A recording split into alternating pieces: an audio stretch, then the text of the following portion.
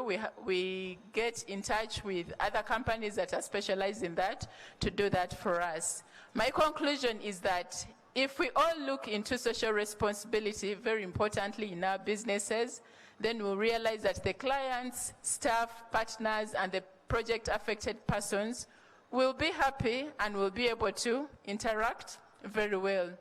And then internally, the benefits are that the employees and partners will have the confidence, will have a positive image and loyalty and pride of working together. And the external benefits will be that it will be easy for clients and donors to be confident about us. And then our corporate image will be good. And then the cooperative advantage of recruitment, and finally a competitive advantage in calls for tenders. Thank you very much. Thank you very much. That is from Sogea. We can have questions as we go along. They can be typed so that as we get to answer, we don't have to lose a lot of time. Thank you.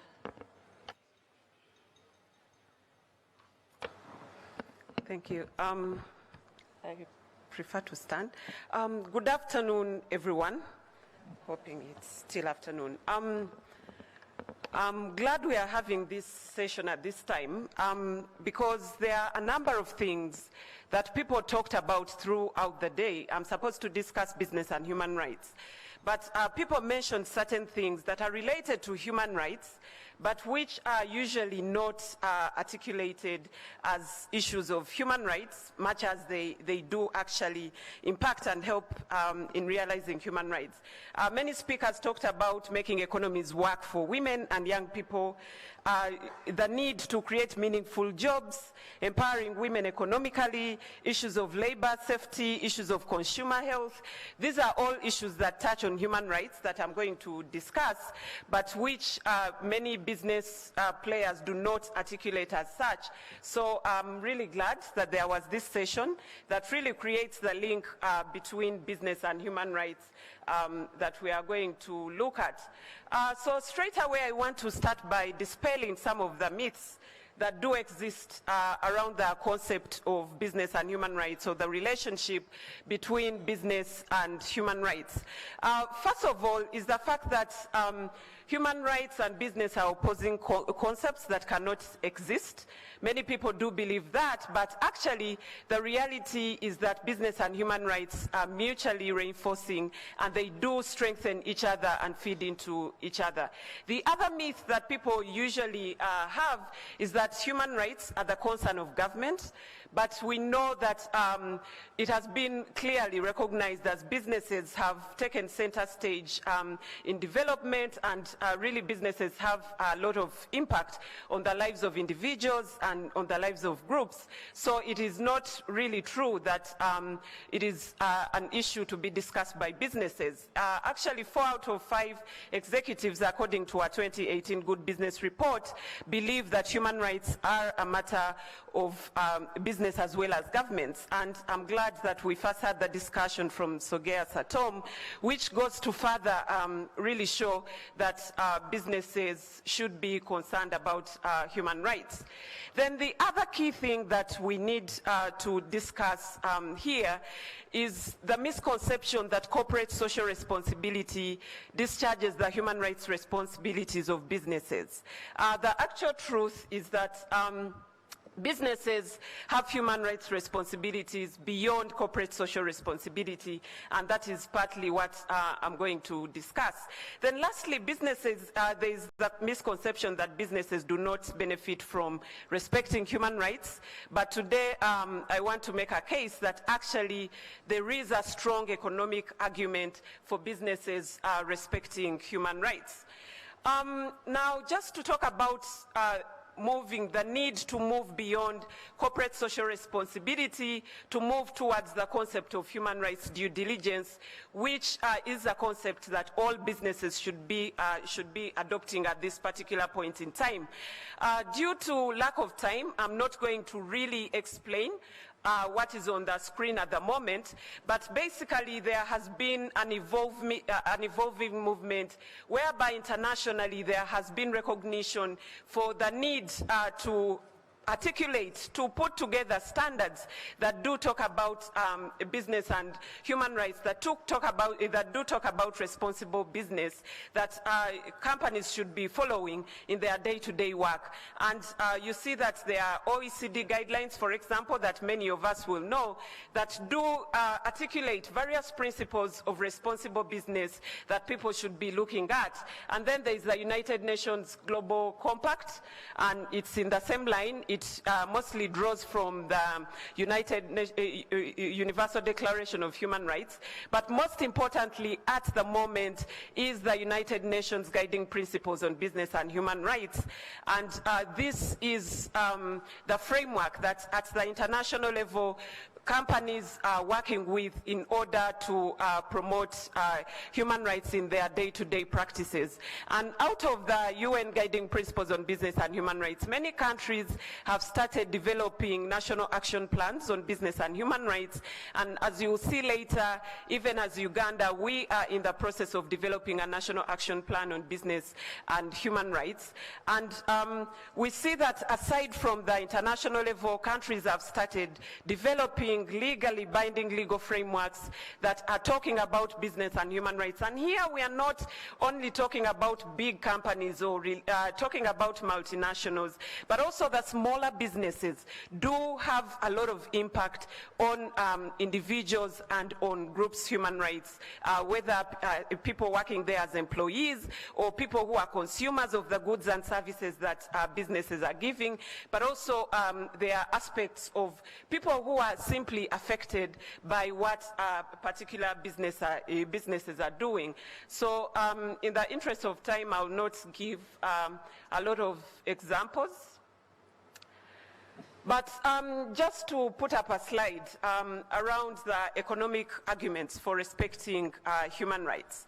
I will not belabor the fact that respecting human rights does improve the worker and stakeholder relationships that benefit companies in terms of pushing up their profit margins. And we all know that a motivated workforce is very good for a company. And I will not also belabor part 3 that talks about the litigation costs that result from people bringing complaints about human rights violations that have been done by businesses.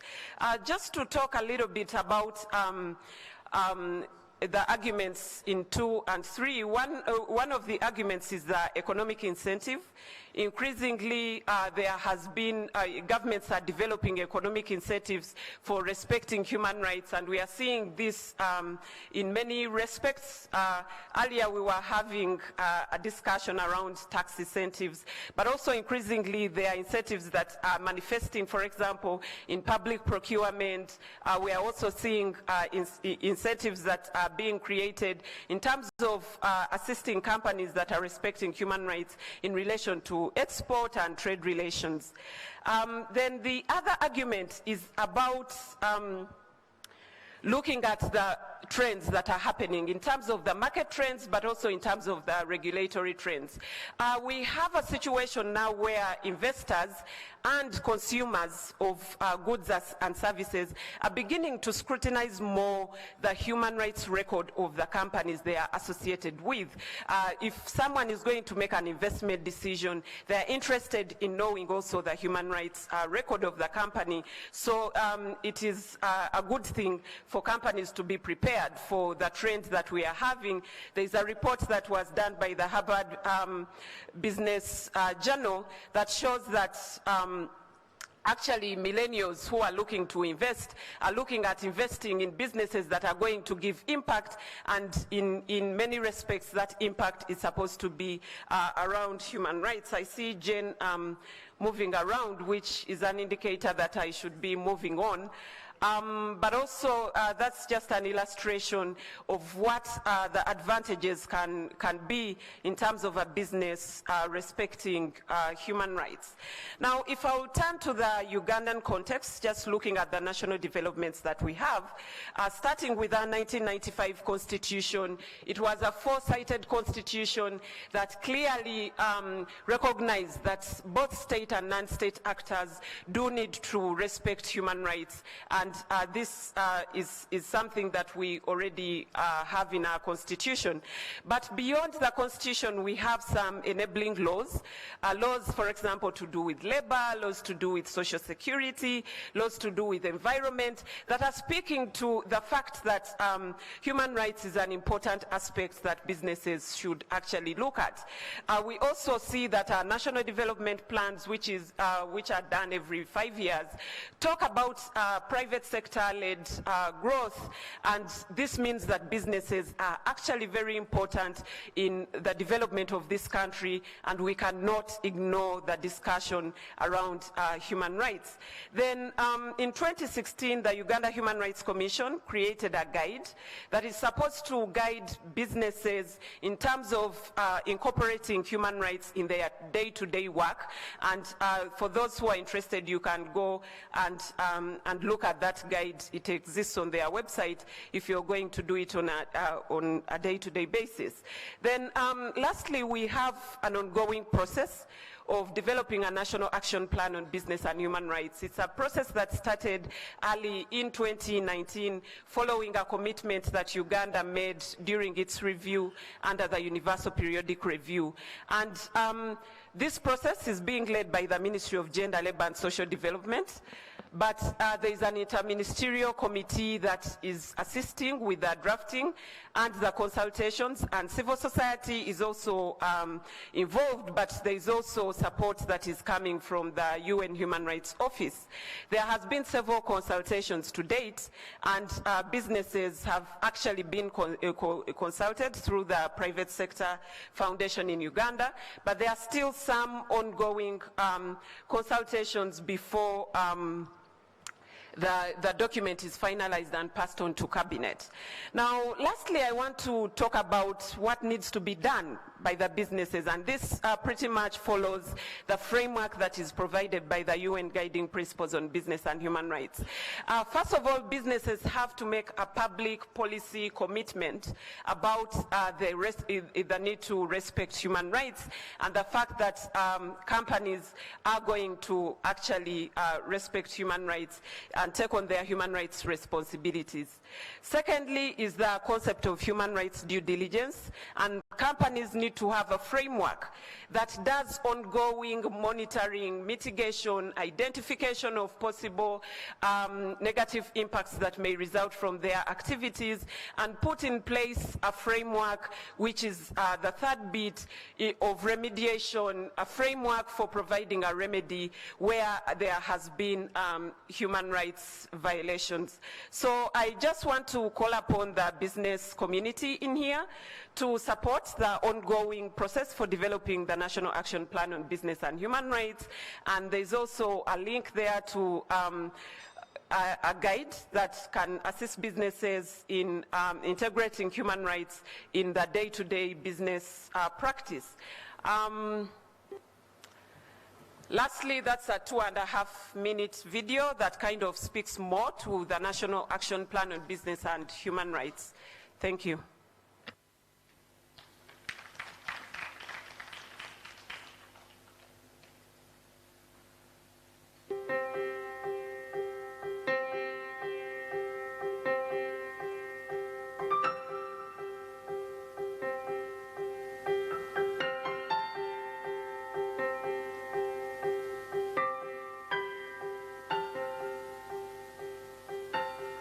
It's important for any country to have a national action plan.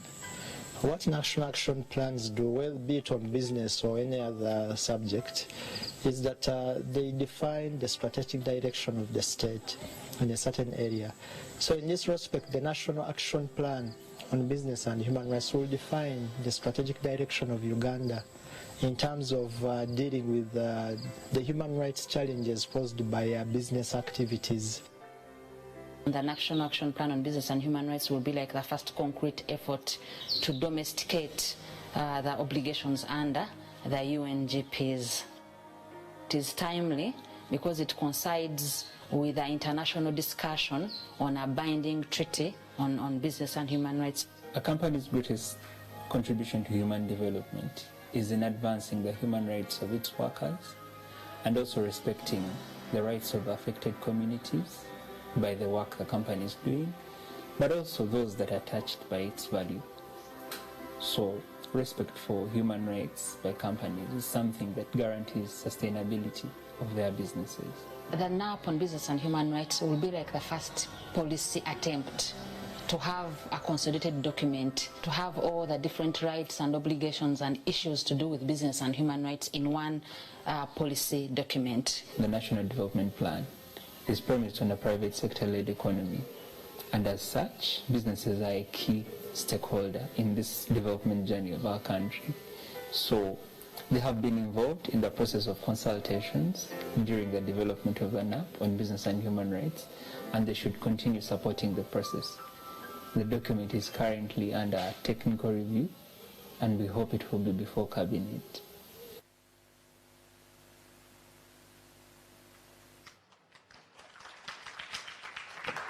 Thank you very much. Members, that goes without saying. We need the human rights, we need corporate social responsibility. And from the corporate governance perspective, we come in to say these will mutually exist. When we look at corporate social responsibility, it helps us guide the businesses and the human rights. And I refer to this as a three-legged stool that looks at creating shared value. Creating shared value whereby we focus on the people, planet, and the profits. When you focus on this, we'll then end up having transformational organizations focusing on the human rights and on the social responsibility. This will help us enhance investor confidence. And also the ISO 26000 will focus on organizations that are sustainable. And sustainability goes with the rights, good governance, goes with corporate governance. And corporate governance is a mandate of the board. It all begins at the top. Once we have the top operating well, it will enhance the policies. The policies will be adhered to by the management, and management will cascade them to the staff members who are going to be able to manage and implement.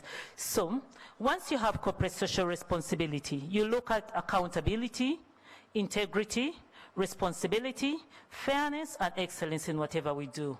And with this, looking at the time component, with the culture and behavior of an organization will be determined by the way the board is adhering to good corporate social responsibility and corporate governance. And adherence to corporate governance will lead us to organizations that are going to create shared value in whatever they do.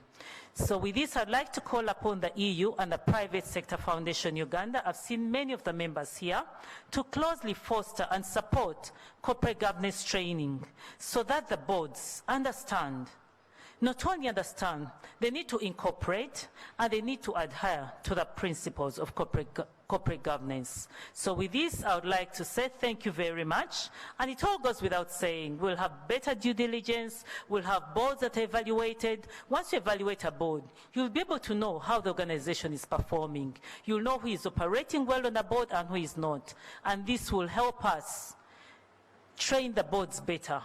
As you train, you evaluate the performance. And as you evaluate, you'll know you're enhancing sustainability of an organization. So thank you very much. And just to mention further, at the Corporate Governance Institute, we have a bill that is before Parliament to enhance corporate governance, and it will be the corporate governance bill, so that every organization has a board, because the board will give direction to how that business is run. So thank you very much. We need to focus more for the clients, the staff, and the partners. With this, I'll close the session for corporate social responsibility, business and human rights. Thank you very much for joining us this afternoon.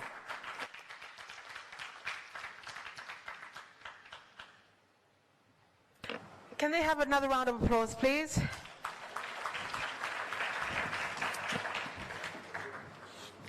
Very, very interesting session on corporate social responsibility and business and human rights. The moderator was Ms. Christine Chaine Kawoya, CEO, Institute of Corporate Governance of Uganda, Ms. Mary Goretti Akello, HSE Manager, Sugea Satom, and Ms. Salima Namusobia, Executive Director, Initiative for Social and Economic Rights. And thank you very much for an in-depth presentation on all fronts. At this juncture, I'd like to call upon the following. This next session won't take too long. It will take around about 10 minutes. It will be a precursor to the evening panel sessions downstairs, so it should be quite interesting. I'd like to introduce the following panelists. Mr. Geoffrey Okidi, Head of Portfolio Development, Agriculture Business Initiative. A round of applause for him as he comes up, please. Ms. Dagmar Zewebe, Country Representative, Global Green Growth Institute. Can she have a round of applause, please, as she comes up? Mr. Richard Kawere, CEO, Uganda Tourism Association. Can you also have a round of applause as he comes up, please? Engineer Ziria Tibalwa, CEO, Electricity Regulatory Authority. Can engineer have a round of applause, please? Mr. Obi Imemba, Managing Director, Total, Uganda Limited.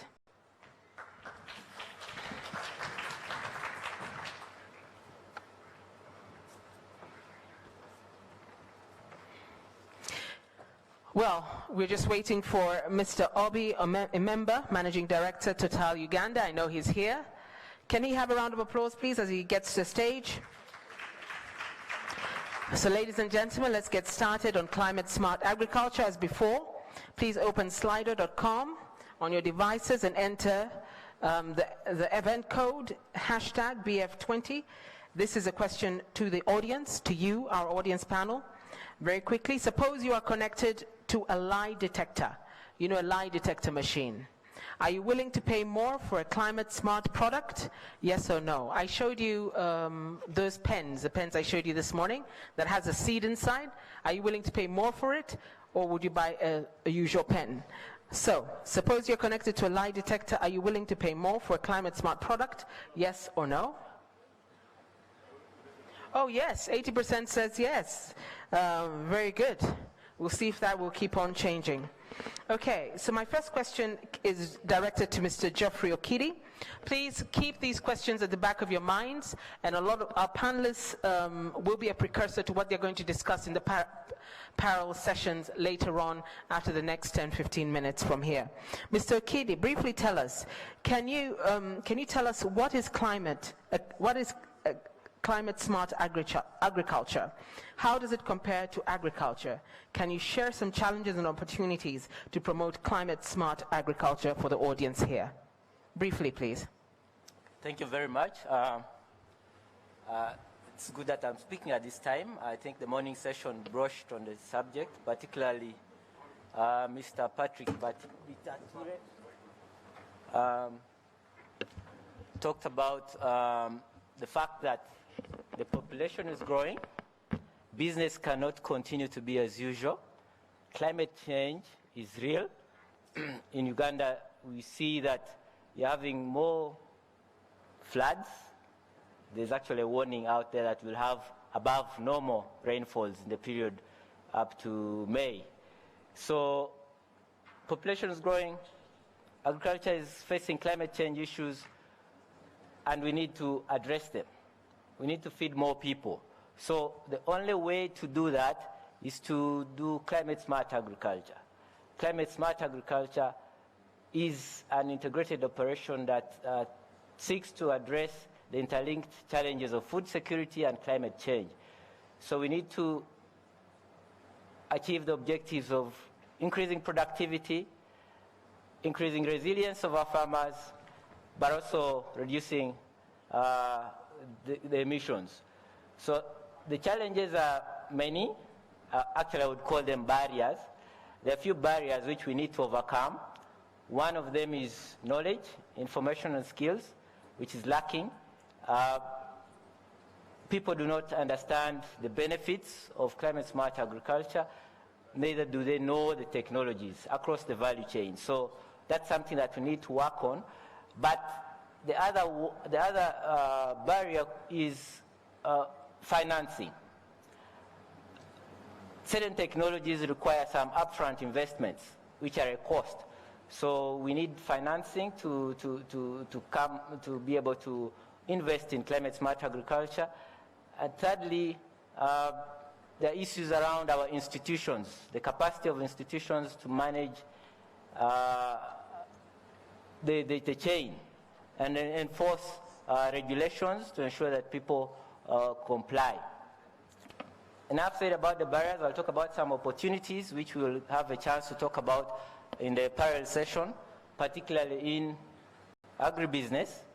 There are lots of technologies out there. In the session, if you come to the Climate Smart Agriculture parallel session, you'll have technologies from NARO that are churning out, for example, varieties of seeds that are fast maturing, that are resistant to diseases. You'll have opportunities in agribusiness. There are markets available for improved seeds or climate smart produced seeds. I'm impressed that from the poll, you are all willing to pay a little more for climate smart agriculture produced goods. So that's good. And finally? Finally, opportunities for financing, green financing are also coming up. There are funds available. There's the Nordic Fund. At ABI where I work, there's also the Clean Technology Fund that we avail, in addition to grants and business development services that support a transition to climate smart agriculture. So the future of agriculture really is to go climate smart. We have no option. It's an existential issue. Thank you very much. Thank you very much. Can we have a round of applause, please? Thank you very much, Mr. Jeffrey Akidi. You've already seen our poll question and what it was like. Now, my second question to the audience is, if Kampala is to move to becoming a proper planned green city, what should it prioritize? If Kampala is to move to becoming a proper planned green city, what should it prioritize? And it will give you the different options. So we should have that shortly. Ms. Dagmar Zawebe is not with us today. Oh, Mr. Dagmar Zawebe is here with us. Cities concentrate services and contribution to GDP around the world. For most of us in the room, our image of a city is based on Kampala with all its traffic, pollution, and issues small and big. Many of you must be asking, what is a green city? Mr. Zawebe.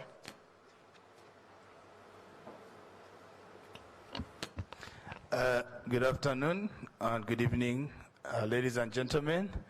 I am not Dagmar Zwebe. She happens to be my boss, who unfortunately had an accident yesterday, a sad accident. Sorry. So our prayers are with her, but she'll be fine. So I'm deputizing. My name is George Asimwe, and incidentally I manage the Green City portfolio. So you're asking the right person. And of course, you can see the poll questions as they're being answered right now of what the audience thinks from that question. If Kampala is to move to becoming a proper planned green city, what should it prioritize? And that's what you're saying in real time. So yes. So a green city is really a complex ecosystem, functional, efficient, smart, and user-friendly.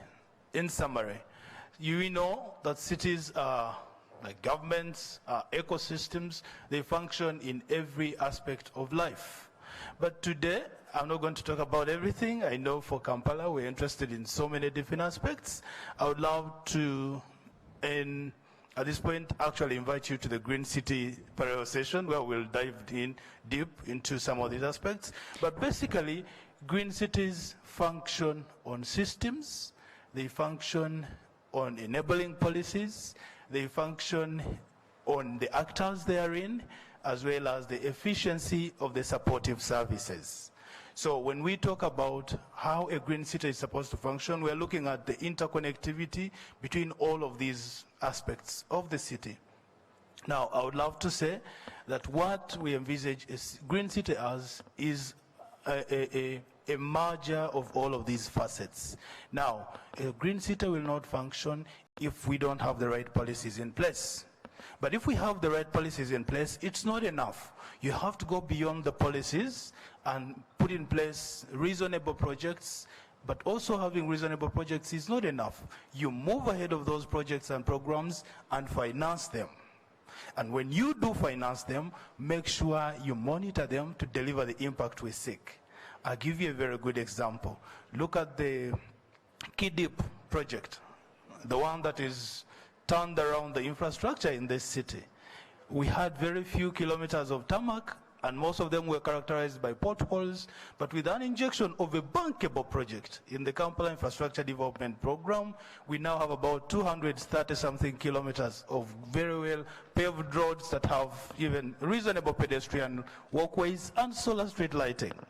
Now, those are strides towards a green city. But think about other elements that make a green city. Non-motorized transport. Yeah. Has any of you been to the Namirembe Road? That road has been pedestrianized.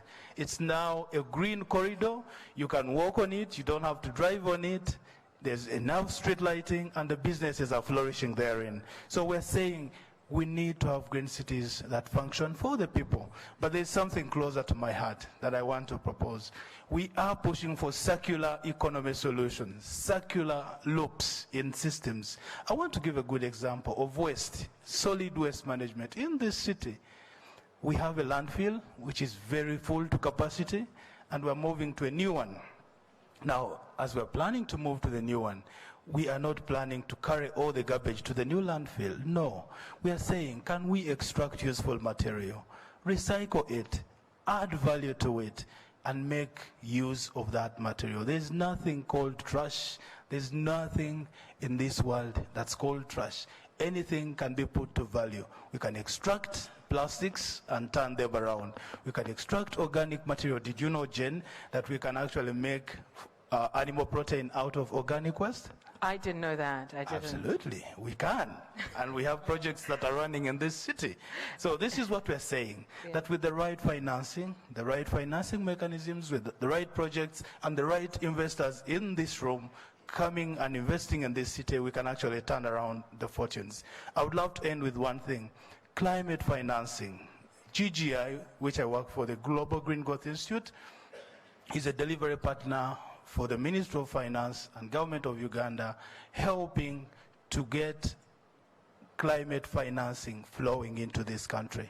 Our intention, climate finance flows from the Green Climate Fund and other agencies through accredited entities of government. So in this case, we are supporting Ministry of Water, KCCA, Uganda Development Bank, and NEMA to access accreditation to the Green Climate Fund.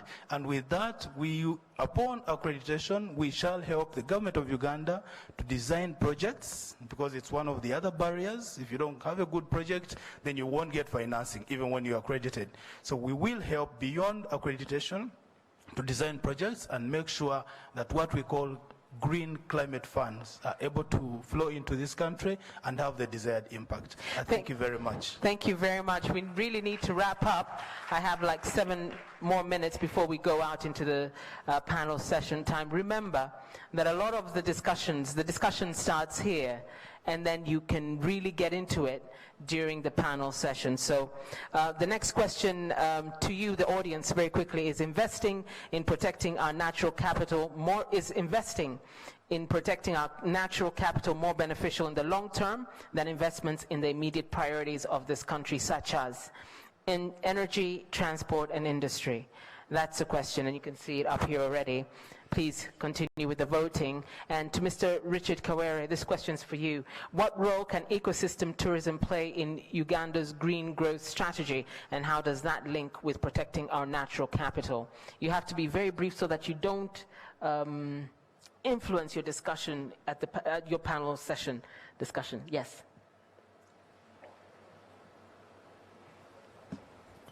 Thank you. Good evening. I'll be very brief. I'll begin by inviting members to the panel session where we shall have a more candid discussion. but to make it a little brief, the ecosystems, tourism, where the background where I come from, relies a lot on the ecosystems because ideally, for example, in Uganda, our tourism relies 90% on our flora and fauna, and the depletion of our flora and fauna definitely will dictate that we no longer have tourism. So from that background, where we are talking about ecosystem or ecotourism, we are looking at travelers who are responsible, and in that responsibility, wherever they travel, they have a factor of conservation, they have a factor of respecting wherever they go, they have a factor of the environmental management. Now, in the context, tourism in Uganda contributes over 7.7 of the GDP.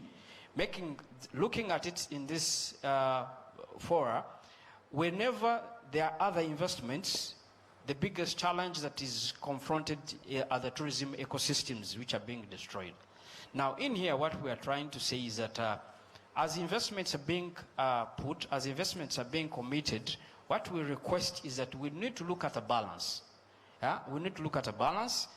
How do we protect our ecosystems, which are already giving us money, but still also have those other investments to balance up? So in our parallel discussion, we shall be able to underscore how this ecosystem can be achieved, a balance of investment plus the protection of our environment, which actually ensures our consistent income in terms of revenue, in terms of protection of social inclusion, environment, and economic growth.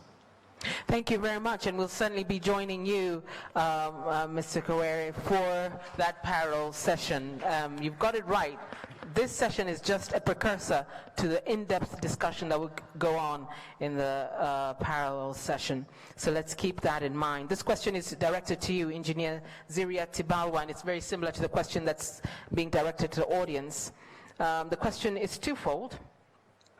What are the main opportunities and challenges for investing in green energy in Uganda, and what are you considering as green investment in the energy sector? Thank you, and good evening. Just to give a few numbers, because we don't have time. The current generation capacity stands at 1,252. Soon we shall hit 2,000 with the commissioning of Karuma. Our demand is at 723. That's the peak demand. The total loss factor, that is for the entire value chain, stands at 20%. And access, this is a new number, stands now at 51%, 24 grid connected, and then 27% is off-grid and solar home systems. What are the challenges that we see with the green energy?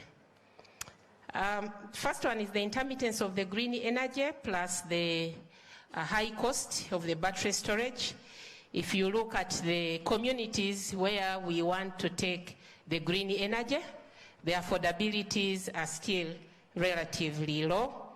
Of course, this has an input of a high risk perception of our investment climate, and I really stress perception, because many times these risks don't emerge, but the investor, because you had to cushion him over those so many risks, has to take away the benefit that is associated with it.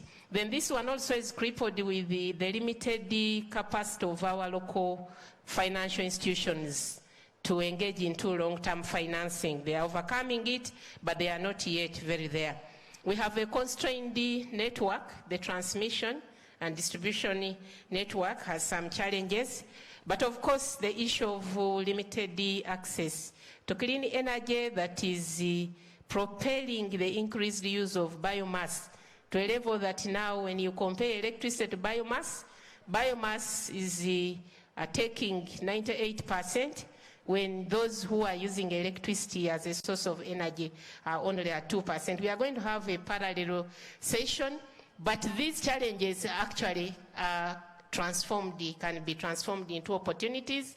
For example, there has been a lot of learning experience and the capacity building in local banks, and they have started coming around the table looking for partners to be able to invest into long-term financing. The constrained grid, the transmission and distribution, we really invite you to come and participate in this segment. You have participated so well in the generation segment, and we have power supply security, and we are now inviting you in the distribution and transmission segment, but also in the off-grids, because the settlement partner for Ugandan is very, very interesting. They pride in having hectares of land with one, bungalow pitched in the middle, and therefore using the extension of the grid to feed such a population is not financially viable. We have gone a long way in stabilizing the policy, regulatory. We have a lot of support from government. We are one of the 2 countries on the continent that are charging a cost-reflective tariff. We have a proven system operator who has been paying for the last 20 years that we've existed. Even during the difficult times of diesel-based thermal, we struggled and we have any outstanding issues. So really, I would like to invite you to the breakaway session. There's a lot to share, which I believe will attract you to really look at Uganda as your investment destination. Thank you. Thank you very much, Engineer Tibalwa, for those wise words. We will certainly be joining you for more in-depth discussion during the parallel session. Now, second to last question. This one goes to the audience. What do you think is the single most challenging hindrance to LPG uptake in Uganda? LPG happens to be what we know as liquefied petroleum gas. Liquefied petroleum gas. The question is, what do you think is the single most challenging hindrance to LPG uptake in Uganda? And of course, now let me call upon Mr. Obi Imemba. Your question is a question that's linked to this. Against this background, liquefied petroleum gas appears as a very attractive alternative to traditional cooking fuels, one that could go a long way towards cutting deforestation in Uganda, and many Ugandans are starting to use LPG. But what exactly is the prospect of LPG in Uganda? Okay, thank you so much. Good evening, everybody.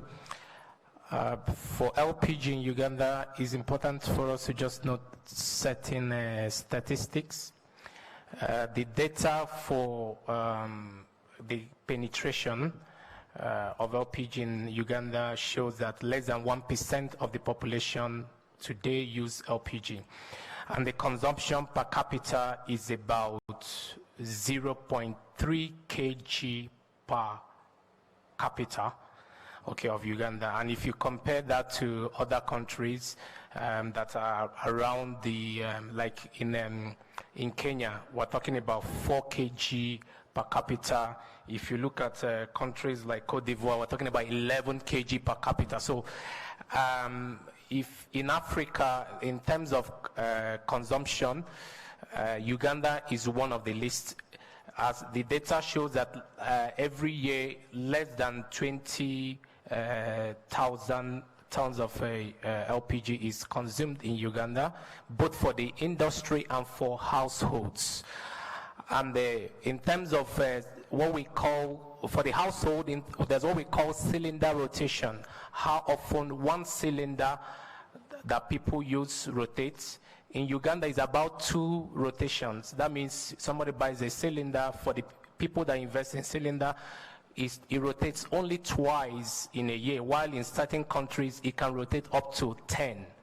People can fill the cylinder, about 10 times. And what are the barriers? Because this, okay, maybe just to mention that the deforestation rate in Uganda, the data shows that in the next 30 years, if nothing is done to reduce the rate of using of charcoal and wood, in 30 years we will not have any forest cover in Uganda. So that's quite alarming, and that's dangerous.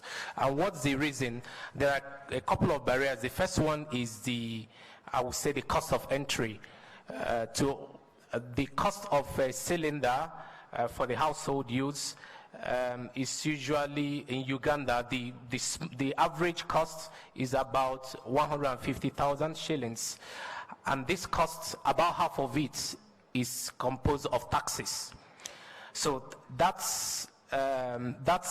is a huge burden for the low-income earners. So they're not able to afford this initial capex of entry into the cylinder market.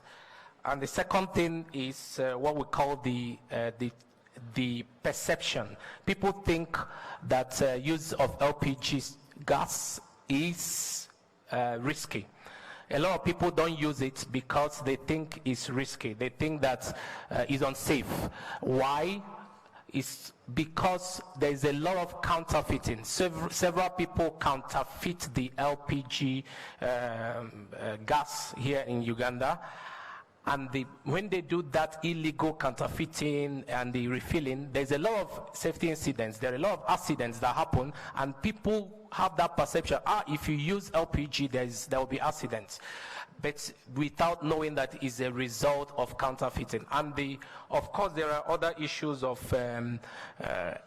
many people in the rural areas, mainly, they are not aware that LPG is safe, LPG is clean, LPG is reliable, and LPG is affordable. The gas itself is affordable. The gas is not expensive. What is expensive and what makes constitute the highest barrier is that container, the cylinder.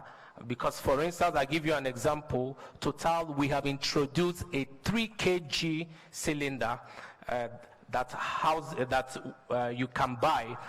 This 3 kg cylinder, the cylinder alone costs 80,000 shillings, and the gas alone costs 30,000. And this 80,000 cylinder will last you for 30, 40, 50 years. But the gas is 30,000, and this gas can last you for 1 to 2 months, and that can substitute for 1 bag of charcoal that costs 120,000 shillings.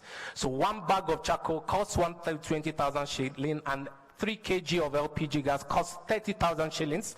So the benefit of using LPG is there, but people are not aware, and people are not able to afford that initial capex of buying the cylinder. So these are the main barriers to LPG use in Uganda.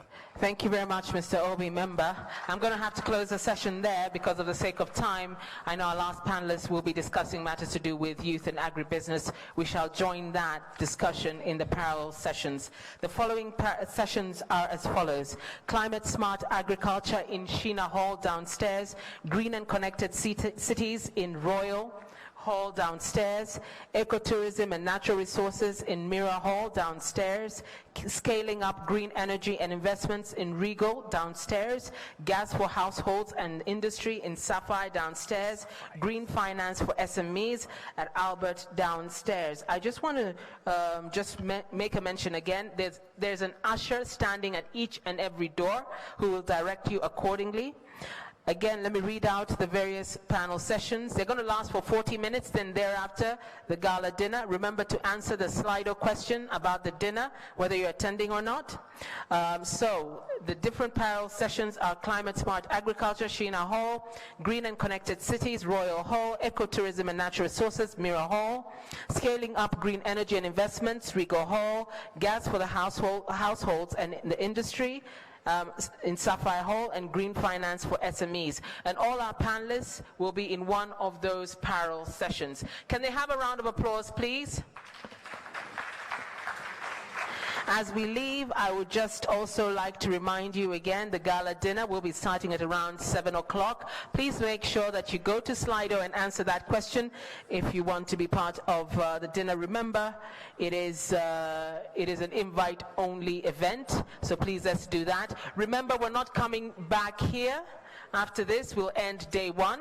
Day 2 is quite important. The President's going to be with us. We should be here by 8 a.m. tomorrow, and we should all have the necessary tags. Registration does not mean you can have access to this hall when the President is in. So make sure that you have a tag. I'd just like to also make our sincerest apologies for any inconvenience caused, and rest assured, for those of you who do not have tags or had names missing, and you were registered and confirmed participant, participants, we're going to make sure that you have a tag by this evening so that you can be able to enter this hall. Remember, tomorrow, without proper accreditation, without the proper tag, you will not be able to enter this venue. Let's meet tomorrow morning at 8 a.m. sharp so that we can have a quorum and our discussions before the President arrives. Please have fruitful panel session discussions, and remember to answer the Slido question about dinner, the gala dinner this evening. Thank you very much and goodbye. Girl, it's